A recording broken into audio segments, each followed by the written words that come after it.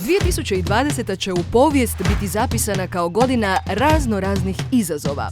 Godina koja je svakome donijela brojna što ako pitanja, koja su visjela nad nama, blokirala nas i ograničavala. Jedna stvarno z***ana godina. Ali kako se bližila ona velika sekunda u kojoj okrećemo novi list, željeli smo pokazati da smo, unatoč svemu, pronašli motivaciju da se aktiviramo, razvijamo, realiziramo i pobjeđujemo.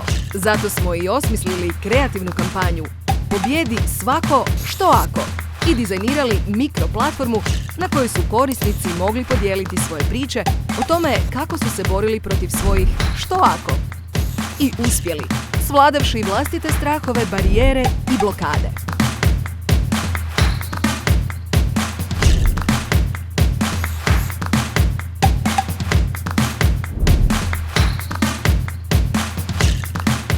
A da bismo proširili glas o kampanji i potaknuli na šeranje priča, trebali smo autentičan kanal komunikacije.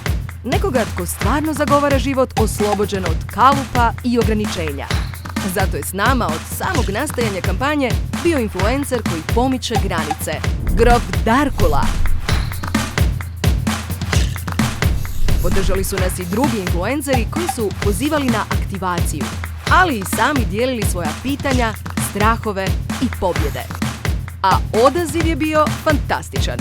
U mjesec dana trajanja natječaja primili smo čak 485 inspirativnih priča koje su zasjele na Beksovoj stranici.